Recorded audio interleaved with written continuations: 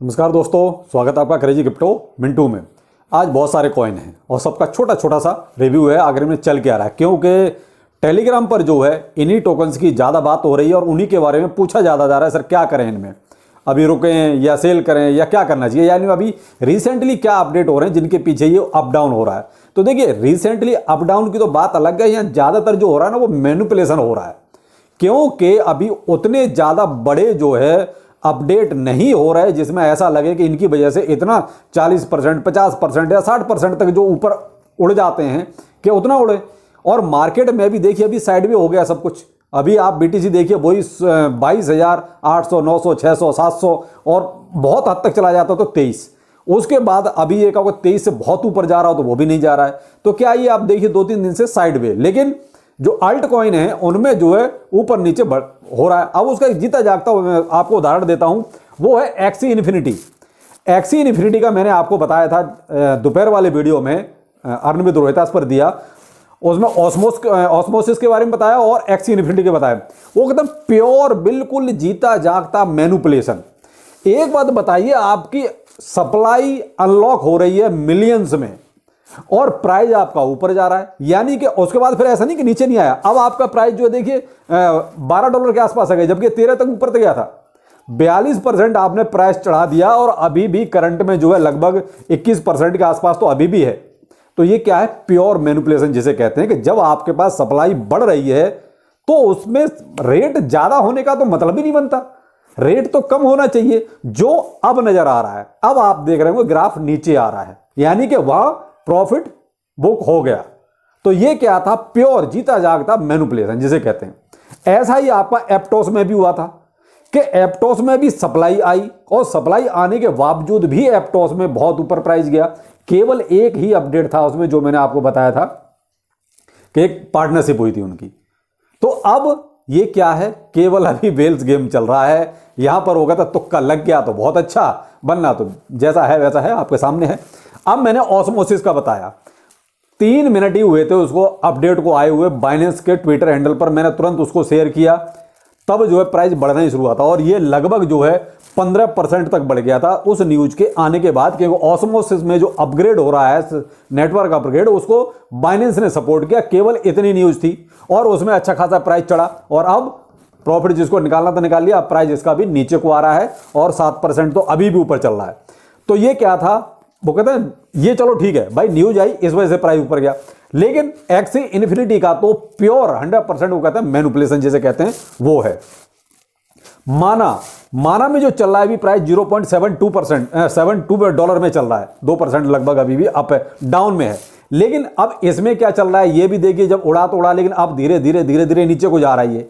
इसकी वजह है जेनेसिस के साथ इसका लिंक, क्योंकि जेनेसिस में जो है, जेनेसिस ने माना की डिसेंट्रलाइज्ड माना की होल्डिंग कर रखी है, तो डर इस बात का है कहीं ये ऑल्ट कॉइन को सेल ना कर दे।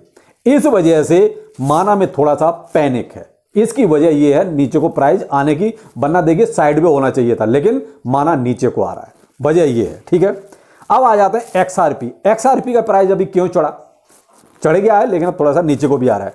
उसकी वजह थी 400 मिलियन एक्सआरपी ट्रांसफर हुए और वो हुए बाइनेंस से और बिगट्रेक्स, ये एक यूएस बेस्ड क्रिप्टो एक्सचेंज है, वहां पर। तो 400 मिलियन देखिए ट्रांसफर होना बड़ी बात है, वो भी आज की डेट में, और जब मार्केट ऐसा चल रहा हो, जब कोई स्टेबिलिटी नहीं है, मार्केट बस अप एंड डाउन चल रहा है, उस कंडीशन में 400 मिलियन ट्रांसफर होना, वो भी एक अननोन वॉलेट शो करता है। तो इस वजह से इसके प्राइस में भी एक अच्छा खासा भी आपको उछाल दिखाई दिया होगा और ये भी ज्यादा दिन नहीं रहेगा, हो सकता है घंटों की बात हो, उसके बाद नीचे आना शुरू हो जाए। तो ये थे आपके 4 इधर। अब आते हैं इधर और जो टोकन है, डॉज कॉइन।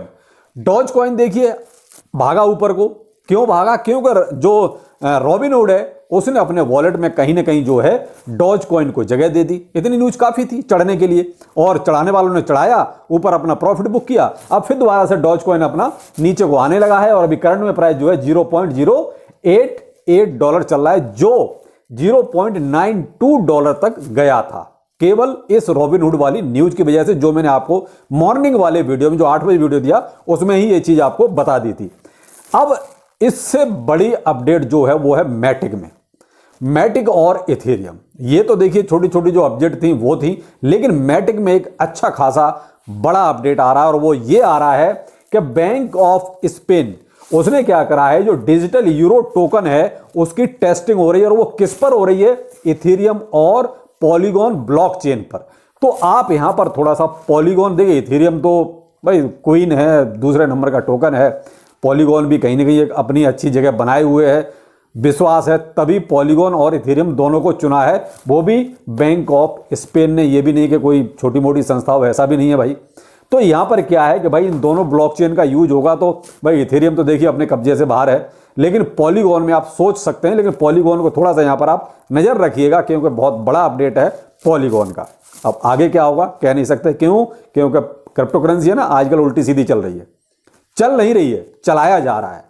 क्रिप्टो करेंसी तो सीधी सीधी चले, लेकिन क्या ये चलाया जा रहा है, बस एक सेकंड में ऊपर और दूसरे सेकंड में नीचे, ये सब चल रहा है। क्योंकि आप जीते जागते सबूत देख रहे हैं। मैं एक्सी इन्फिनिटी का आपको दोपहर में बता चुका था कि इसकी सप्लाई आ रही है, उसके बाद भी प्राइस चढ़ गया और उसके बाद आप देखिए अब गिराया जा रहा है। तो ये है मैनिपुलेशन जिसे कहते हैं। ऐसे ही बीटीसी अभी जो चल रहा है देखिए $22,875 पे चल रहा है करंट में, तो बीटीसी तो देखिए अभी साइड वे हो गया है, थोड़ा सा ऊपर नीचे हो रहा है, वो तो नॉर्मल सी चीज होती है, चलती है मार्केट में। लेकिन बहुत ज्यादा जब ऊपर नीचे, यानी $700-800 ऊपर चला जाए फिर $700-800 नीचे चला है, तो यहां पर ये क्या होता है कि कहीं ना कहीं आपको लिक्विडेट किया जा रहा है, कहीं ना कहीं आपको जो है खल्लास किया जा रहा है, इसको ये कह सकते हैं कि $700-800 ऊपर और $700-800 नीचे सिर्फ वही आधे पौने घंटे में। तो यहां पर ये आपको क्लियर हो जाना चाहिए कि यहां मैनिपुलेशन चल रहा है। नॉर्मली आपका $200-300 ऊपर $200-300 नीचे, यहां ज्यादा फर्क नहीं पड़ता, ये नॉर्मली चीजें हैं। मार्केट कैप अभी बीटीसी का 441 बिलियन है, यानी कि बीटीसी में पैसा भी है, और डोमिनेंस भी इसका जो है 42% है, यानी मार्केट में हिस्सेदारी भी इसकी बहुत बढ़िया है। और अभी बीटीसी अपना कम से कम होल्डिंग बनाए हुए है, पैसा अच्छा है। मार्केट कैप आपका भी जो टोटल मार्केट कैप है वो 1 ट्रिलियन, वो भी बरकरार है। तो ये क्या है, ये पॉजिटिव चीज है कि मार्केट जो है कहीं ना कहीं अपनी जगह बना के रखा है। लेकिन फियर एंड ग्रेड जो इंडेक्स है वो बीच में आके सेंटर में ऐसे खड़ा हो गया है, यानी कि बोरियत, न्यूट्रल, कुछ नहीं सोचना चाहते क्या करना है, सेल करना है कि बाय करना है। अब उनका कहना भी ठीक है, मार्केट चलिए ऐसा रहा है, यानी कोई एक ऐसा ट्रेंड समझ में आएगा साहब ठीक है अब ये ऊपर को चलेगा या नीचे को चलेगा, कहीं तो कोई प्रॉपर एक ट्रेंड समझ में आना चाहिए ना, तो वो चीज नहीं समझ में आ रही, इसलिए मार्केट न्यूट्रल हो गया है, यानी कि 50 पे आके फियर एंड ग्रीड इंडेक्स रुक गया है। तो ये कुछ वो मार्केट का हाल है। तो देखिए यहीं से आपको क्लियर हो जाता है कि जो फियर एंड ग्रीड इंडेक्स है यानी कि वो न्यूट्रल है। न्यूट्रल क्यों होता है? न्यूट्रल इसी वजह से है कि मार्केट में नहीं समझ में आ रहा कि ये मार्केट ऊपर जाएगा या नीचे जाएगा, किस चीज की प्रेडिक्शन की जाए। जो टीए लोग करते हैं वो भी तो प्रेडिक्शन ही करते हैं भाई, लेकिन नहीं समझ में आ रहा है कि मार्केट जाएगा क्या, इसलिए जो है लोग वहीं रुके हुए हैं। ठीक है इसे कर लें दो, जो होगा बाद में देखेंगे। तो लेकिन आगे आने वाला वक्त अच्छा ही है, क्योंकि जो सीपीआई डाटा के बाद जो अब इंटरेस्ट रेट आना है वो भी बहुत नजदीक है, तो वहां कहीं ना कहीं हमें एक पॉजिटिव न्यूज देखने को मिल सकती है, अगर कोई बड़ा तूफान ना आए तो। बाकी देखते हैं, मार्केट है, कुछ भी हो सकता है, क्रिप्टो करेंसी है। बाकी देखिए यहां पर एक न्यूज और आपको मुझसे रिलेटेड है वो देना चाहूंगा। मेरे दोनों ही चैनल्स पर आजकल स्पैमर बहुत ज्यादा एक्टिव है। ये स्पैमर्स इतने ज्यादा एक्टिव होगा कि पता नहीं क्या क्या आपको लालच दे रहे हैं, अपने टेलीफोन नंबर्स दे रहे हैं कमेंट में। ये तो आप क्लियर कट, मैं किसी को पर्सनली ना तो कांटेक्ट करता हूं, ना ही पर्सनली किसी को इस तरीके से अपना नंबर देता हूं।